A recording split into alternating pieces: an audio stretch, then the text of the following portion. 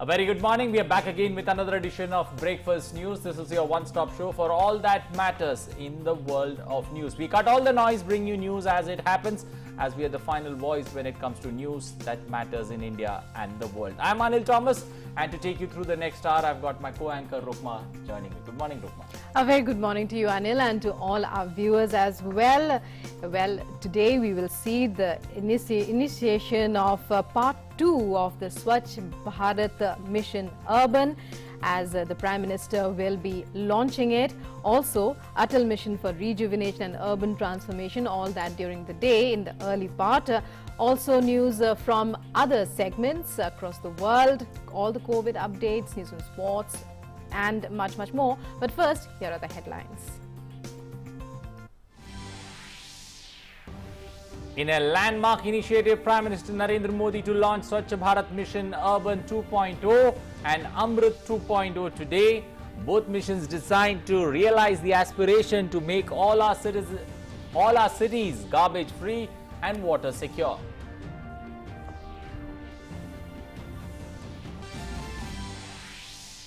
Union Minister Anurag Singh Thakur to launch month-long Swachh Bharat program from Prayagraj today as part of Azadi Ka Amrit Mahotsav.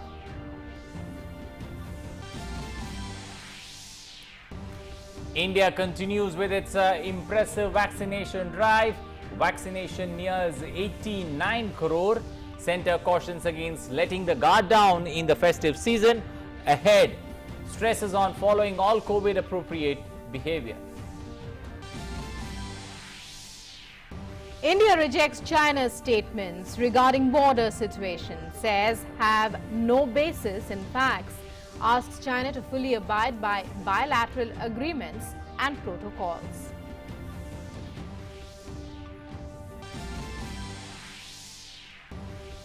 First World Fair to be held in Dubai Expo 2020 from today. Opening ceremony takes place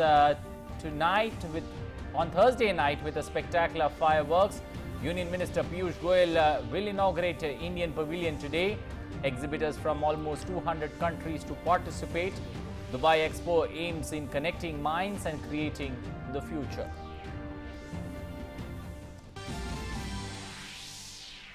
In sports, teen shooter Manu Bhaker wins gold in 10-meter air pistol event at ISSF Junior World Championship in Lima on Thursday.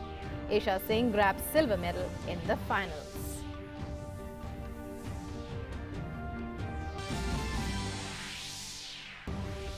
Chennai become the first team to reach the playoffs in IPL, defeat Hyderabad by 6 wickets in a thriller.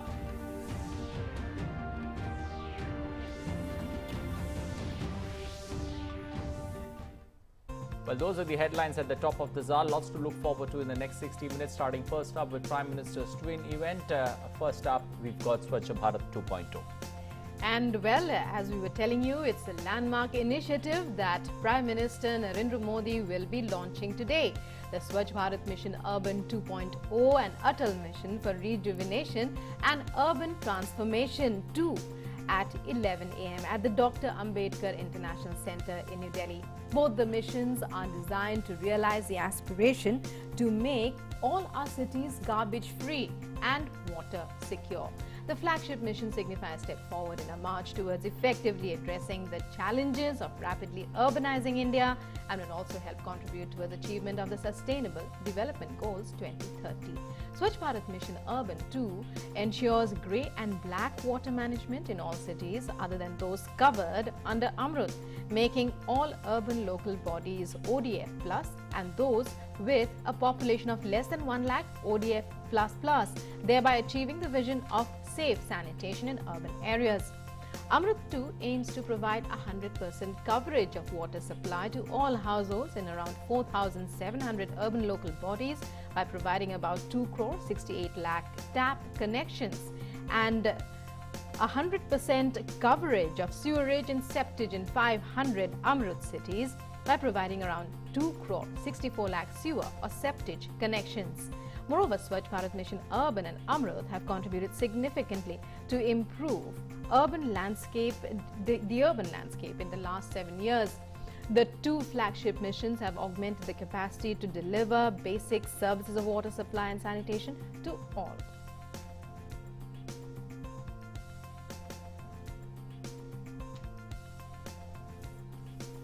Well, to get us more on that particular story, we've got our correspondent standing by to give us the latest. Arun joining us this morning on Breakfast News. Arun, good morning. Arun, looking at both the missions there, starting first up with Swachh Bharat Urban 2.0.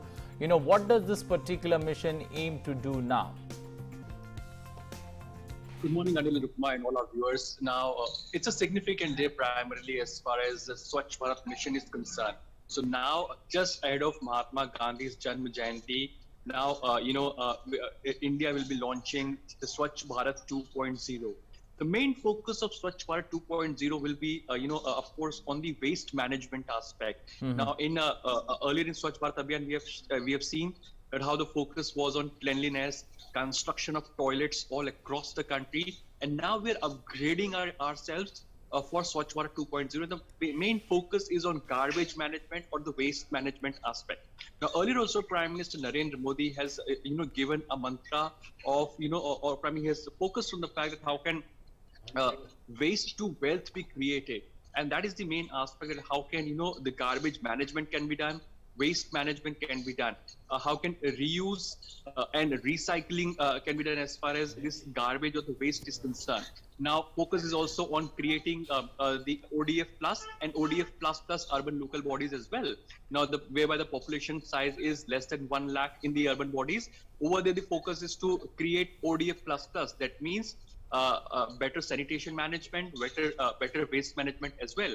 And whereby the population is more than 1 lakh in the urban bodies, over there is focused on creation of ODF plus. That means proper sanitation management over there. And in that context, the Swachh Bharat Abhiyan 2.0 is going to be very much significant. The total outlay of this entire Swachh Bharat mission 2.0 is roughly around 1.5 lakh crore rupees, whereby complete focus will be on waste management, sewer treatment and sewer management as well. And that's the idea of creation of entire Swachh Bharat mission 2.0, whereby India is focusing on that aspect. Anil?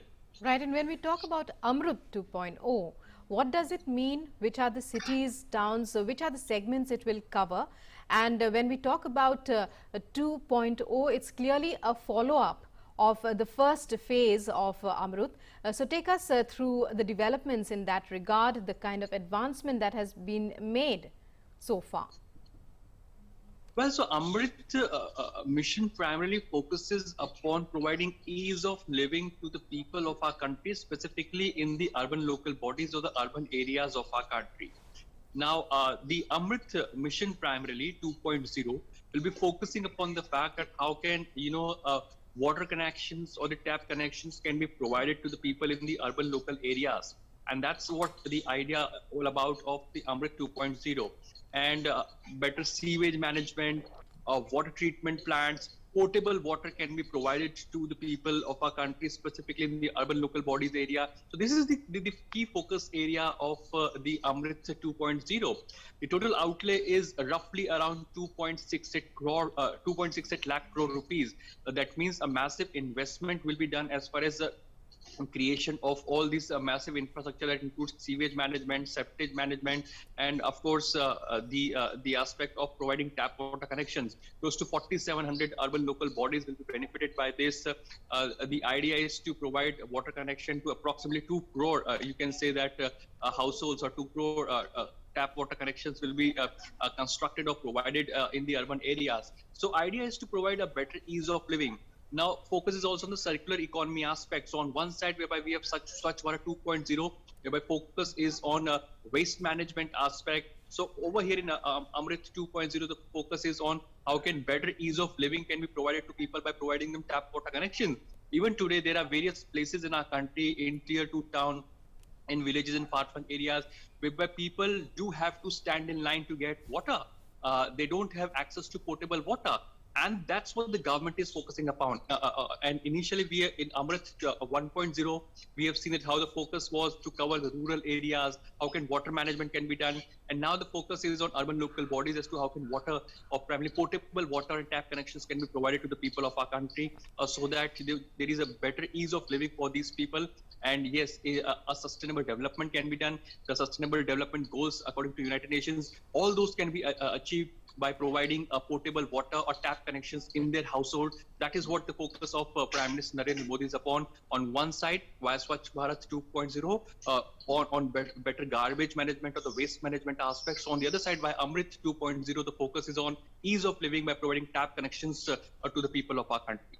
Okay, now also, Arun, throw some light, especially when it comes to cooperation and funding from international agencies. Are we very much on track, especially when it comes to both? Well, so international agencies like, or primarily international institutions like World Bank and various other institutions, they do fund such projects. And India has been getting all such, funding as far as creation of such massive infrastructure is concerned. Okay. There are various private institutions like Bill and Melinda Gates Foundation and various other international institutions. They do laud India's efforts of such sustainable developments, and they also fund such projects as well. As far as UNICEF is concerned, it funds the education aspect. When we talk about institutions like World Bank, IMF, they do projects infrastructure aspect, and of course projects that are related to social welfare measures. So in that aspect, yes, India is getting a massive investment and funds from these international institutions, because the goal of India is very much on a right track as far as achieving the sustainable development goals. On one side, we have seen such investment, or primarily we have seen such initiatives like Swachh Bharat Abhiyan, providing Amrit Mission, where the focus on the fact is that how can potable water can be provided to the people. This is directly related to the health of the people. How can people be provided with better health as well? Because potable water is directly proportional to the healthier lifestyle and healthy villages or healthy urban areas. So in that context, yes, India is getting investment in that aspect, and also a massive investment will be done by the government of India as well. Whereby, as far as Amrut 2.0 is concerned, government will be spending, or a total outlay has been of 2.68 lakh crore, where massive infrastructure will be created as far as the sewer treatment plants are concerned, the water treatment plants are concerned, and of course providing tap connections to approximately more than 2 crore households. And of course, under the Swachh Bharat Mission 2.0, the focus will be on better garbage management, whereby we'll be requiring more and more technologies to reuse and recycle the garbage, so that waste to wealth can be created on one side, and of course we can create a garbage-free India. So in Swachh Bharat 1.0, the focus was on the fact that how can we create more and more toilets in our country, how can cleanliness be ensured. Now we are upgrading ourselves to 2.0 Swachh Bharat Mission, whereby the complete focus is on the fact that how can garbage-free India can be created, so that India is also healthy, and we are also achieving a complete and inclusive cleanliness in our country as well. Okay, so it looks like a comprehensive coverage, especially when it comes to making India garbage-free and water secure. Thank you and appreciate you joining us this morning, giving us an insight, especially into the two events that the Prime Minister is going to inaugurate this morning.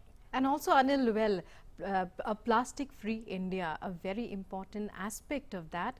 And as we had seen, this is basically a continuation of Swachh Bharat 1, where the main focus had been on changing mindsets totally. Well, from changing mindsets to making India garbage-free and water efficient, there are clearly steps being taken in the right direction. And, the government doing everything possible there to help India in this particular mission. Well, let's now move forward in this bulletin and take a look at the next story, where the Union Information and Broadcasting Minister Anurag Thakur will launch a month-long Swachh Bharat program from Prayagraj today as part of Azadi Ka Amrit Mahotsav. Union Minister will launch Swachh Bharat Abhiyan in a program organized at the campus of Motilal Nehru National Institute of Technology, Prayagraj. The aim is to create awareness, mobilize people, and ensure their involvement in cleaning waste, mainly single-use plastic waste, throughout the country. This program has been organized in 6 lakh villages of 744 districts across the country through the networks of Nehru Yuva Kendra Sangathan, NYKS affiliated youth clubs and National Service Scheme affiliated institutes. After the launch of the campaign, Union Minister Anurag Thakur will attend a seminar on Atmanirbhar Bharat in Mutiganj area of the town. Many departments including Municipal Corporation, Panchayati Raj, Health Department, Youth Welfare, Forest, Bharat Scouts and Guides have been included in this campaign. To ensure the participation of teachers, students, the Education Department has also been involved.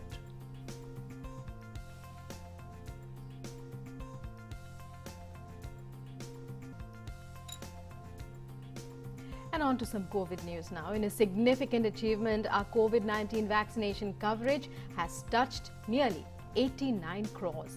Cumulatively, 88 crore 96 lakh 14,483 beneficiaries have been vaccinated so far, with more than 58 lakh 80,000 vaccine doses being administered till 7 p.m. on Thursday. In the past 24 hours, 32 lakh 6,029 people received their first dose, while 26 lakh 74,814 received both doses. Well, in a huge relief, people going to the All India Institute of Medical Science or AIIMS New Delhi can now get their X-rays done without any appointment and will receive the film immediately thereafter. These changes in patient service are being implemented after Union Health Minister Mansukh Mandavia recently constituted a committee to evaluate the current infrastructure and suggest changes to improve patient-related OPD services at AIIMS. This comes days after the duration of sample collection for diagnostic tests at the facility was extended for the convenience of patients, in line with government's efforts to improve patient service at the premier hospital. Before this, patients, after being advised an X-ray by the doctor, would need to take an appointment first and then would come to the hospital on the day of appointment to undergo the investigation. The next step will be for the ultrasound and other radiological investigations, wherein the waiting time will be reduced. It will be done shortly. And India hit out at China over the eastern Ladakh standoff, saying it is provocative behavior, disturbing the peace and tranquility along the LAC in that region. The Ministry of External Affairs also attacked China for attempting to blame India for the border issue. In a response to a media query about remarks by the Chinese MFA spokesperson regarding the border situation, the MEA said India had already made its position clear a few days ago and rejects such statements which have no basis in facts. It was the amassing of a large number of troops by the Chinese side, their provocative behavior and unilateral attempts to alter the status quo in contravention of all bilateral agreements that resulted in serious disturbance of the peace and tranquility along the LAC in eastern Ladakh. MEA further added that India expects that the Chinese side will work towards early resolution of the remaining issues along the LAC in eastern Ladakh while fully abiding by bilateral agreements and protocols. The MEA also said that in response to Chinese actions, the Indian armed forces had to make appropriate counter-deployments on eastern Ladakh. China is continuing to deploy large number of troops and armaments in several high-altitude forward areas on its side of the LAC in eastern Ladakh.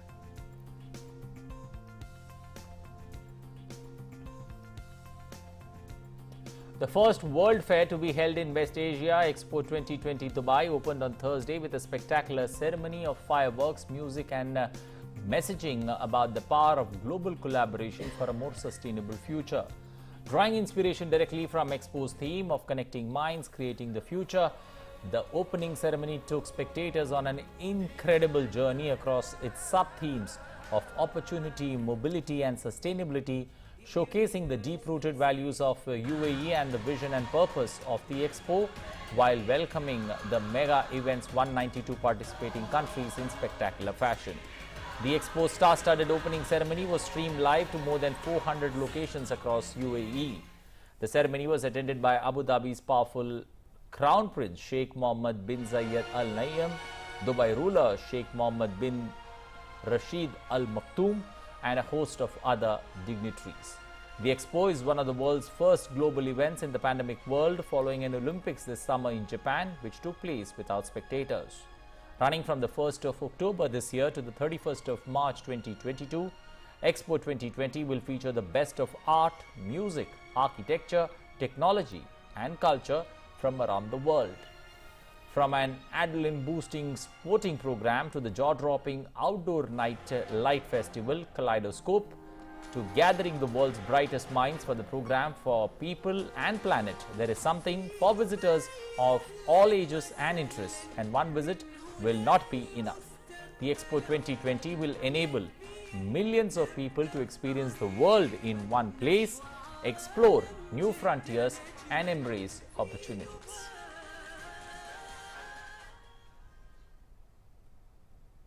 Union Minister Piyush Goyal will inaugurate the India Pavilion at Expo 2020 in Dubai, which begins on the 1st of October, that's today. The Indian Pavilion at the Expo is expected to stand out, featuring a kinetic facade that is made up of 600 individual colorful blocks. Over 190 countries from across the world are all prepped up to participate in the Expo, which would continue till the end of March next year. We tell you more in this report.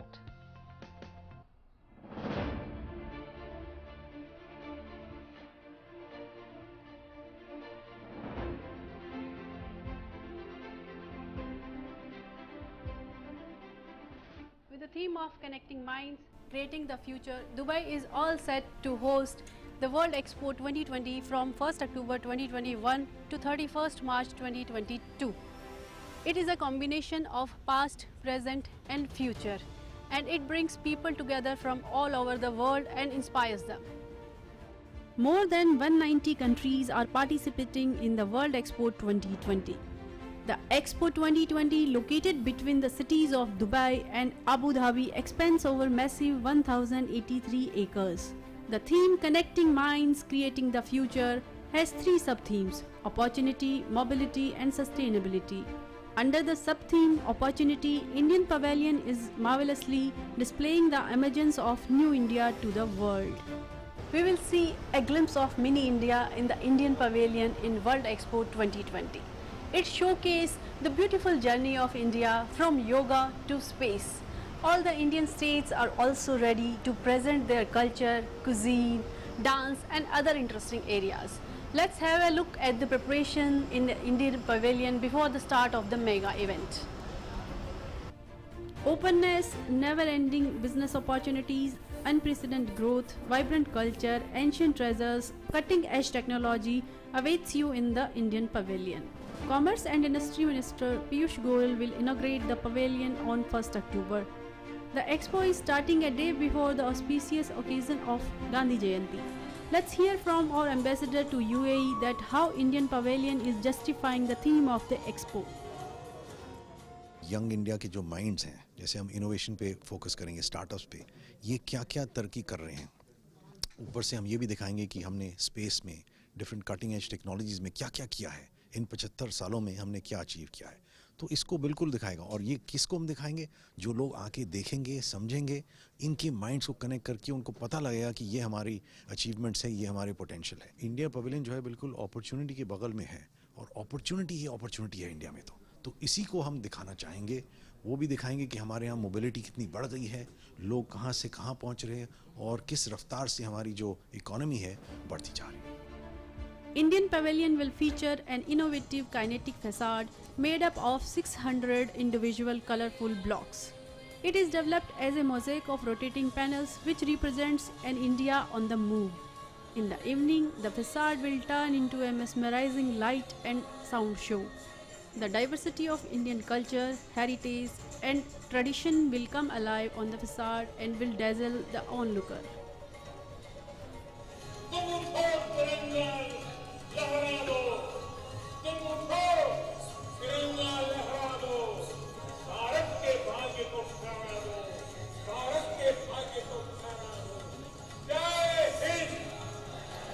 Adjoining the imposing pavilion is the plaza, which uses Dholpur stone from Rajasthan and has a spinning wheel chakra mounted on the roof.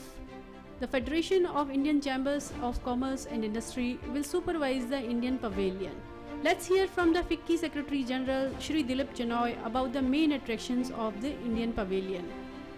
Mini Bharat अगर आप देखें तो जो states के floor में है तो 26 हफ्ते हैं। 26 हफ्ते में हमारा ये है कि 19 से 20 स्टेट्स आएंगे, क्योंकि कई स्टेट्स 2 हफ्ते के लिए हैं, और जो 8 स्टेट्स वो इकट्ठा आ रहे हैं, नॉर्थ ईस्ट के स्टेट्स आ रहे हैं। तो सेकेंड फ्लोर में वो देखेंगे। जो अनेक स्कीम्स हैं गवर्नमेंट की, make in India, startup India, stand up India, skill India, जो है स्वच्छ भारत अभियान वगैरह, सारे के ऊपर एक तरीके से उनका भी इंफॉर्मेशन दिया गया है और काफ़ी इंटरैक्टिव है ये। तो पूरे पवेलियन में हम जो देश में अलग अलग कोने में, अलग अलग सेक्टर्स में जो भी कुछ अपॉर्चुनिटी है, जो ग्रोथ के अवसर हैं, जो ओपननेस है, उसको इस पवेलियन के द्वारा प्रोजेक्ट करने वाले हैं।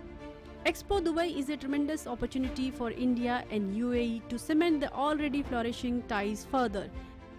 Can't wait to see the start of an exciting journey of 6 months of World Expo 2020. In the year of Azadi Ka Amrit Mahotsav, Indian Pavilion is showcasing the picture of New India. Fasten your seat belts for the mega event. We'll keep you updated. Keep watching DD India. Namaskar.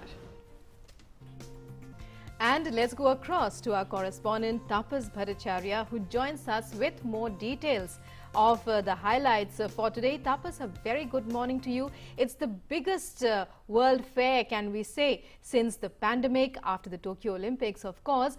We've seen those visuals of that spectacular fireworks display at the opening ceremony, also that brilliant cultural performance. When we talk about the Indian Pavilion, when we talk about the entire Expo, in fact, what are the aspects that you would like to highlight? What are the aspects you would like to tell our viewers about today?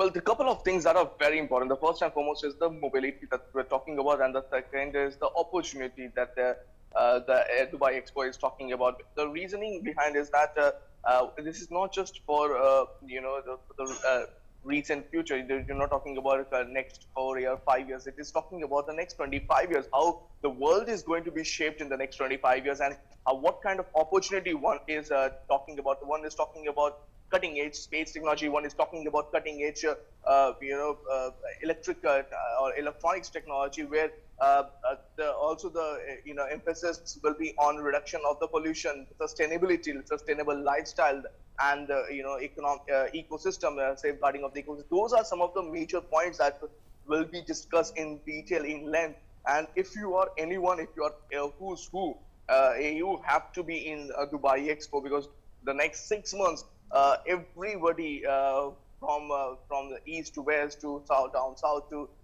north, anybody from in the world, anybody worth its salt will be coming to Dubai Expo to showcase their work, their innovation, their innovative ideas. And that's a conglomeration that you're talking about, where we've seen in the past, where whenever in each and every World Expo, we have seen different companies pitching their their ideas, their thoughts, and we have seen that it makes a huge emphasis. And so in that sense, Dubai Expo will be it's expected to be a massive game changer.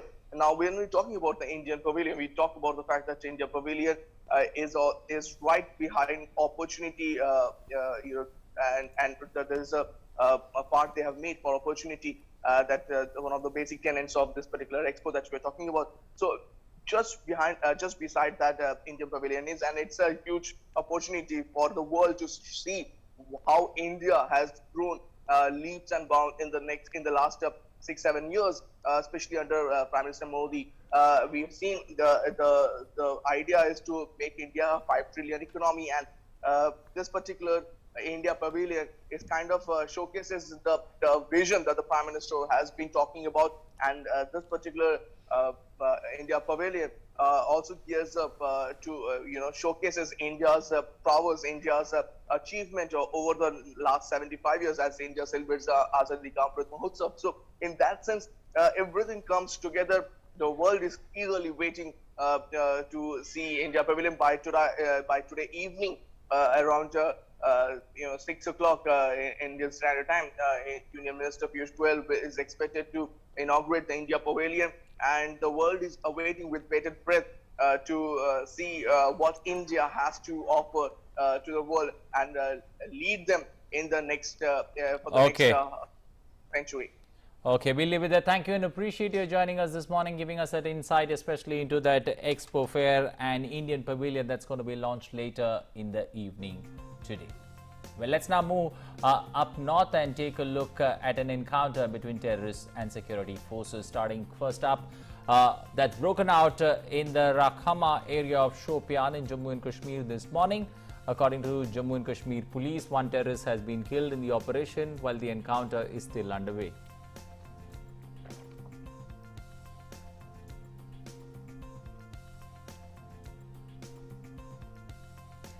And Defence Minister Rajnath Singh will visit Pitsai in Pauri district, Uttarakhand today, where he will participate in a program organized to commemorate the birth anniversary of freedom fighter and hero of the Peshawar revolt, Veer Chandra Singh Garhwali.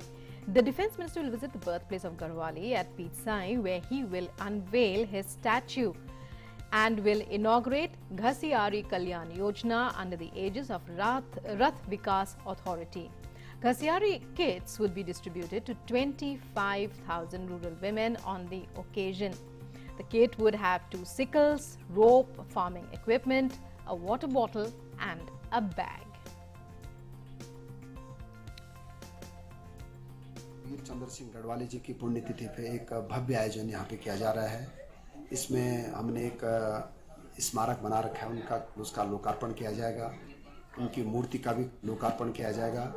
और मैं कह सकता हूँ कि पूरे उत्तराखंड के इतिहास में पहली बार इतना बड़ा आयोजन हो रहा है कि हम जितने लोग शहीद हुए हैं उनको भी सम्मानित कर रहे हैं, गढ़वाली जी के परिवार को भी सम्मानित कर रहे हैं और देश के रक्षा मंत्री जी खुद यहाँ आ रहे हैं उनको सम्मानित करने के लिए। Minister of State for External Affairs and Culture, Meenakshi Lekhi, launched Indo-Swiss Connect, an initiative of Zurich-based Indo-Swiss Center to expand commercial and cultural ties between India and Switzerland.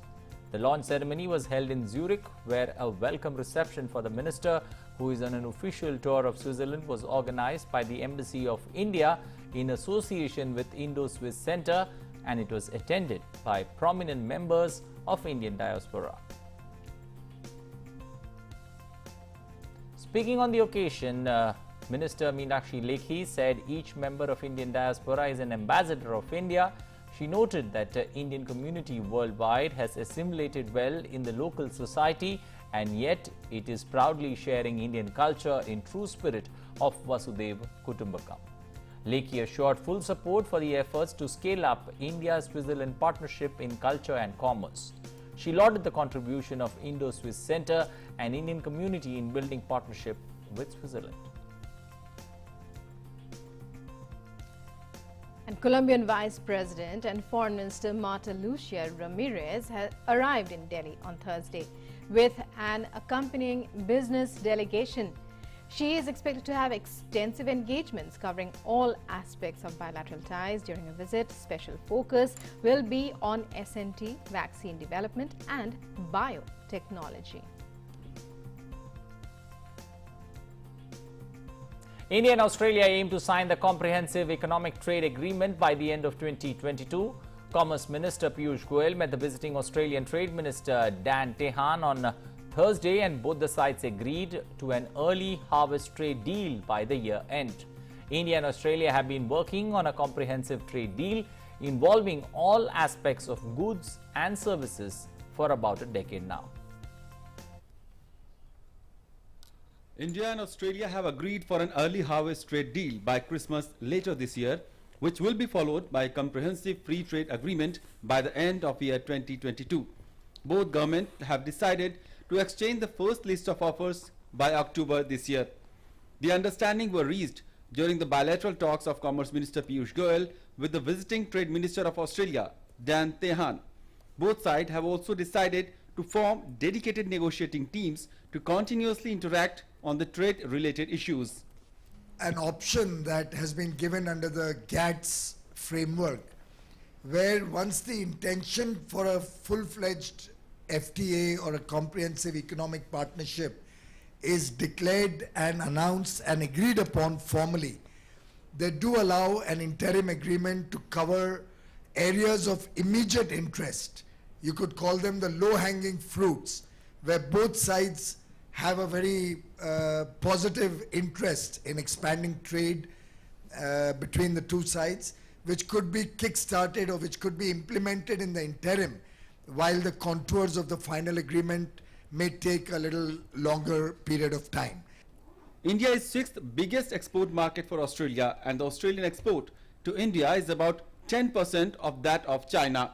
The Australian Trade Minister said that the potential of India-Australia trade has been largely untapped and the growth potential looks like sky is the limit. Tahan said that with the completion of comprehensive free trade agreement between the two countries by end of 2022, bilateral trade can be doubled. If you look at our trade at the moment, it does not reflect the true extent of the economic partnership. It's roughly around $26 billion. I think if we can reach a full-bodied free trade agreement by the end of 2022, then you would see over the years to come that trading relationship double. And it will double in all areas because the complementarity between our economies is so great. The trade deal will cover goods, services, investments, government procurement, logistics standards, rules of origin for which the exchange offers will be made by the end of October. Negotiations for an Australia-India Comprehensive Economic Cooperation Agreement were launched more than a decade ago but stalled in 2015. Talks were recently revived and the two governments have flagged an interim announcement by December. Abhishek Jha, DD India. The Supreme Court on Thursday allowed the centre to file a plea for hearing against farmer organizations. The plea of the centre was allowed during the hearing of a petition filed against closure of roads by farmers for their agitation. The Apex Court expressed resentment and said that when the solution could be found through debate and discussion in Parliament and judicial forums, why have roads been blocked? The court also questioned as to how highways can be blocked in this manner. The next hearing will take place now on Monday.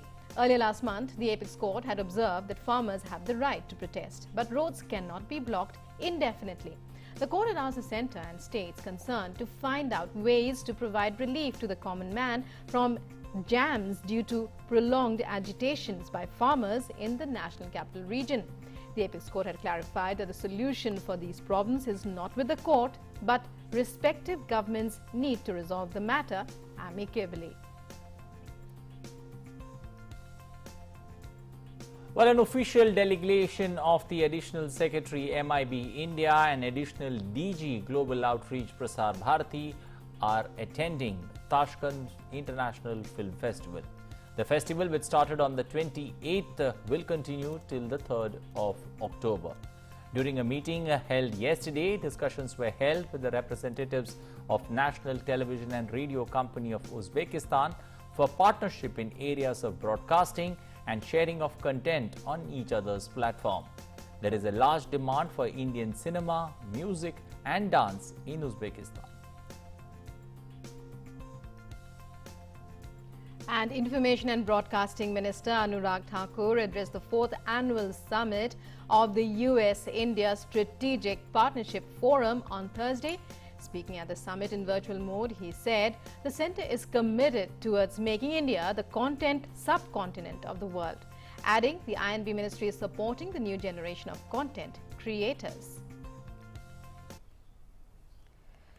Our ministry is supporting the generation of creating content to facilitate ease of doing business, building capacity through skill development, and creating the last mile market, whether it is through the National Film Development Corporation or the film division, or whether it is the promotion of the creative content through the participation in the international film festivals abroad, and also our very own promotion of content through holding the film festival in India, which is the International Film Festival of India, as well as the BRICS Film Festival.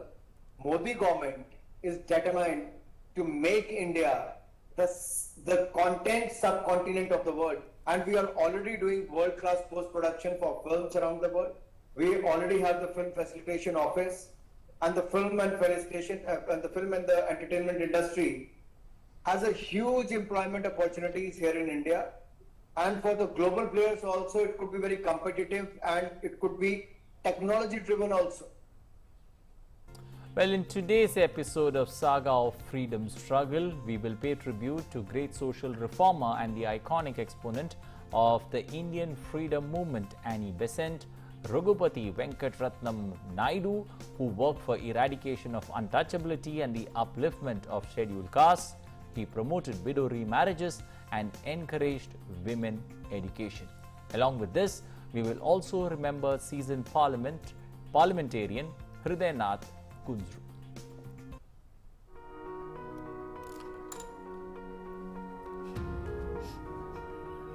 Annie Besant, a great social reformer and one of the most iconic exponents of the Indian freedom movement, was born on the 1st of October 1847 in London.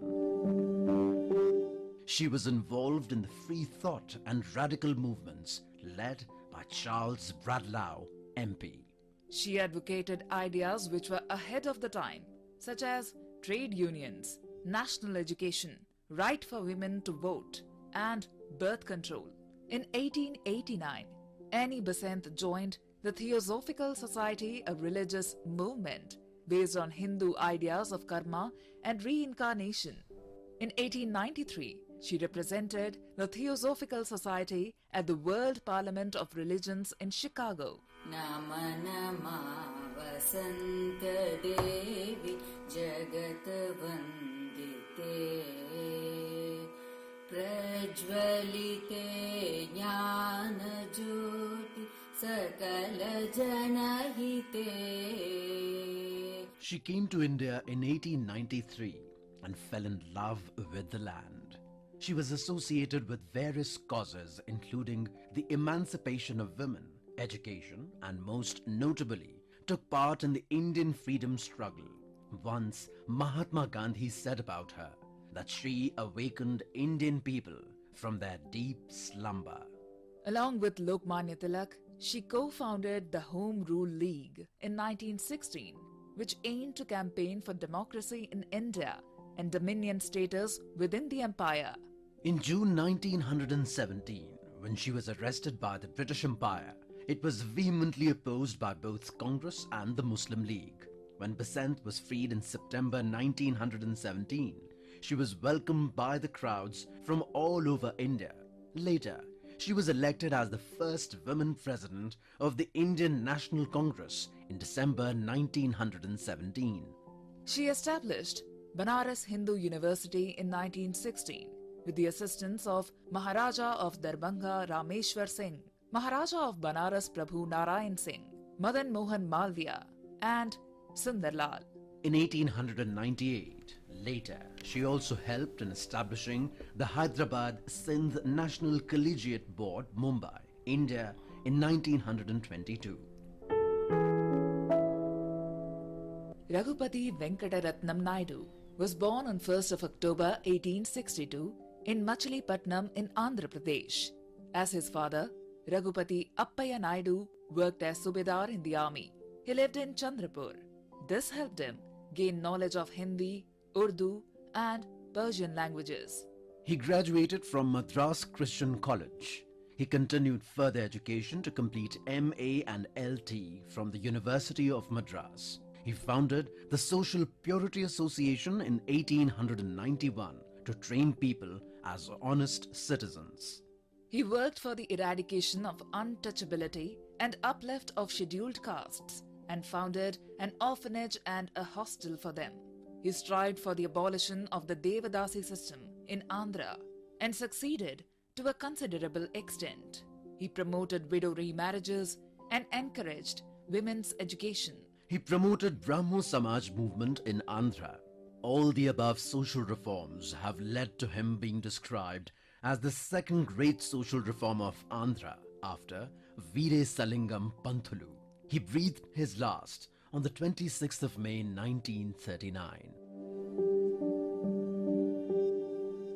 On this day, Hridaynath Kunzru was born in the year 1887.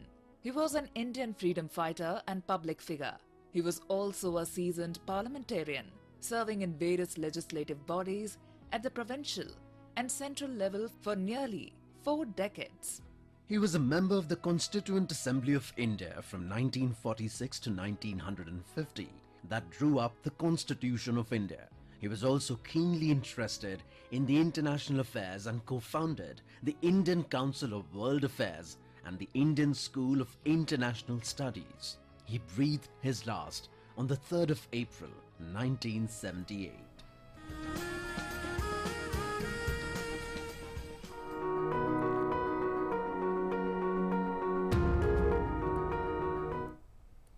Well, time now to bring you the latest from our international section in our segment called Across the Globe.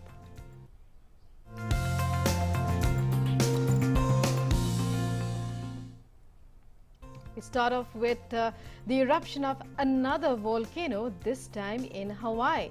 The Kilauea volcano, in its first eruption in nearly a year, was filling the crater at its summit with hot red lava and clouding the skies with volcanic smog yesterday. The latest eruption of Hawaii's youngest and most active volcano began on September 29th. While the lava presented no immediate threat to populated areas, residents who lived downwind of Kilauea were warned of possible exposure to sulfur dioxide and other volcanic gases that could irritate the respiratory system. The eruption was taking place within the confines of Hawaiian Volcanoes National Park, which remained open to visitors who wished to observe the lava's glow and the pluming smoke from a safe distance. Kilauea's last eruption took place in December 2020 when a water-filled lake that had formed at the crater evaporated, replaced by a lava lake. Well, firefighters from the Canary Islands carried out an air quality control test as lava continued to tumble down from the volcano to the sea, engulfing everything in its path. The volcano, which has been ejecting ash, smoke and lava for more than 10 days, is provoking a huge cloud of gases near the coast. Despite fears of toxic gases from the lava reacting with seawater, authorities said the air remains safe to breathe inland. It also added that the situation has returned to normal. Nearly after 10 days of eruption, lava from the La Palma volcano reached the ocean.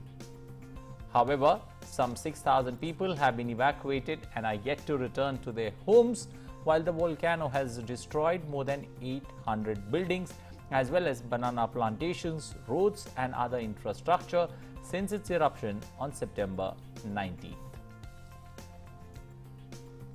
Ecuador's National Police Force has said that it has sent hundreds of officers to a prison where a riot has left at least 116 inmates dead and nearly 80 injured. The National Police said on Thursday that it had sent 400 officers to restore order in one of the country's largest prisons after Tuesday's deadliest violence in South American history. The officers searched prison cells for weapons and the culprits who started the riot. Police Commander Tania Varela said that the culprits are inside and they are armed, while the police will continue to act to regain control. Relatives of the inmates also gathered outside to seek information on their loved ones, while police investigators asked family members for photographs of inmates or details of features to help them identify bodies. The riot broke out on Tuesday at a prison complex in the port city of Guayaquil between prisoners and is believed to have links to Mexican drug gangs. It is the 5th major incident in the port city's prison in just more than a year. Well, time for a quick update on COVID-19 numbers from across the world. The global COVID-19 case tally has crossed the 23 crore 45 lakh mark. 21 crore 13 lakh cases of recoveries across the world. 47 lakh 97,000 fatalities also reported due to the virus globally. United States continues to remain the worst hit nation right from the time the pandemic began. 2 more cases, creating havoc, especially in the United States due to the Delta variant. Over 4 crore 43 lakh cases of COVID-19. The fatality numbers, they're now surpassing the 7 lakh mark. As we speak, the numbers over 7,16,000 deaths in the United States of America.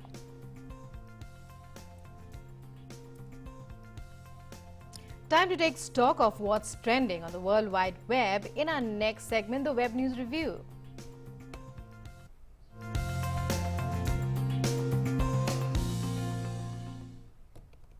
Well, we got Meghna standing by. Good morning, Meghna. Over to you.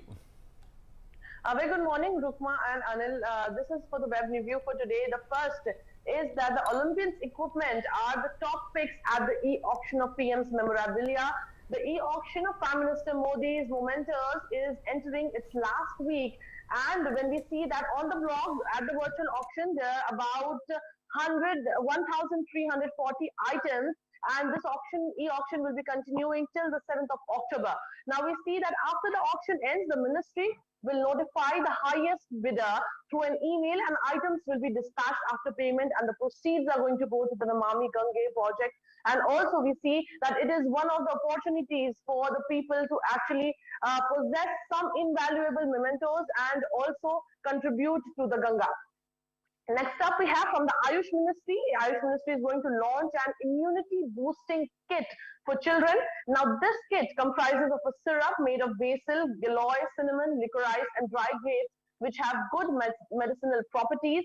And when we see that this kit is also called the Bal Raksha kit, has been developed by All India Institute of Ayurveda, which comes under the Ayush Ministry. And this Bal Raksha kit will be helpful for children up to the age of 16 years. And since children also face difficulty in consuming decoctions and pills, this Bal Raksha kit is in the form of a syrup, which is easy to consume for children especially. Next we have is the first of its kind national helpline has been launched for breast cancer in Hyderabad. And this is a unique one-to-one helpline which will help people with breast cancer. And here on the helpline, people can have one-to-one interactions with counselors, with dietitians, and also with the people who have survived breast cancer, or we can call them as breast cancer conquerors. So this is one of its kind breast cancer helpline launched in Hyderabad. Now we have no effigy burning in Delhi, which is a part of the cracker ban. The government official, a senior government official, has said that the government has not announced any specific directions for effigy burning, but since there is a ban on, there's a blanket ban on cracker burning, so effigies will also be prohibited, and especially during the celebrations of Dussehra, Durga Puja, effigy burning is going to be prohibited. The Delhi Disaster Management Authority has said that the Ram Leela, Dussehra, Durga Puja celebrations can continue, but that they will continue with a set of rules and restrictions. The DDMA has also said that organizers will have to ensure that the number of people at one venue does not exceed the total number of seats that are available. Mask protocol has to be maintained, and besides that, there have to be separate entry and exit points that have to be ensured. So this is about, in Delhi, how Durga Puja celebrations will be held. Besides that, the last from the web news review for today is after the agriculture boost, monsoon is set to withdraw from 6th of October. The 4-month summer monsoon is set to withdraw from October 6th, and which leaves India's agriculture on a good footing with levels of soil moisture and water storage in key reservoirs sufficient to support the Rabi or winter crop. We can say the withdrawal is the second most delayed withdrawal of summer monsoon after 1960. And when we see that the 2021 October to December rainfall has also averaged over South Peninsular India and is also most likely to be normal. So that's all I have in the web news review for today. Back to the studios to Rukma and Anil for more updates. Well, thank you, Meghna, for keeping it short and sweet, bringing us those updates from the social media world. Well, time now to move on to our next segment where we get you the latest from the world of sports.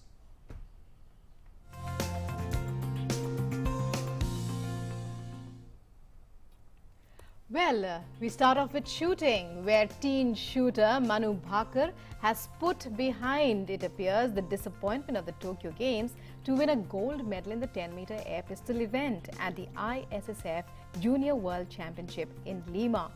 Helping India grab a 1-2 finish in the 10-meter air pistol event, 16-year-old Esha Singh grabbed the silver medal, shooting 240 in the final, 1.3 less than Manu Bhaker.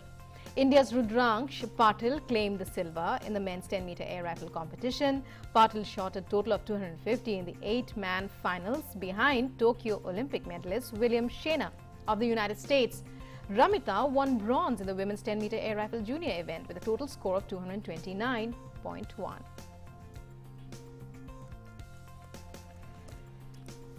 Kolkata will face Punjab in the Indian Premier League action tonight. The matches will be played in Dubai. Two-time champions Kolkata have played 11 matches in IPL 2021, in which Kolkata won 5 while had to face defeat in the remaining 6.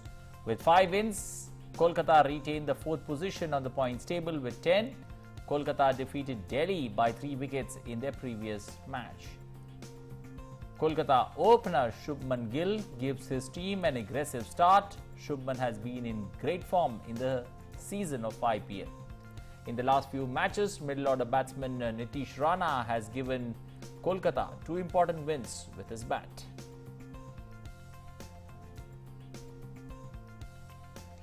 In the 4th match of the 14th season of the IPL, Chennai Super Kings defeated Sunrisers Hyderabad by 6 wickets. After this win, CSK's team now have made it to the playoffs.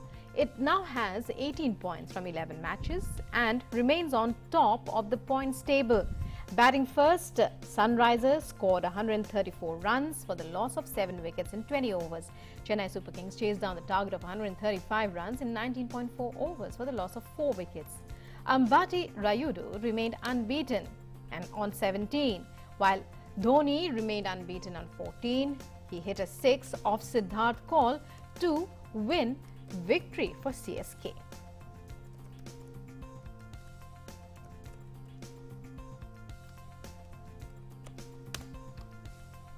Well, time now.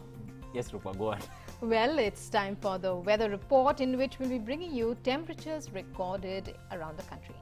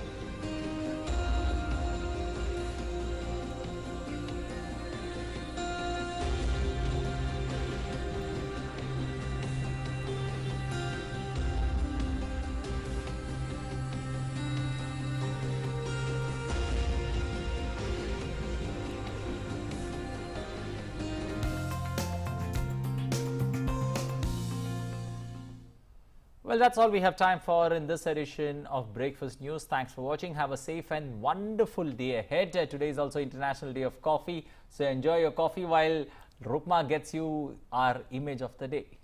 And we leave you as we go, as always, with some visuals to make your day all that much better, we hope.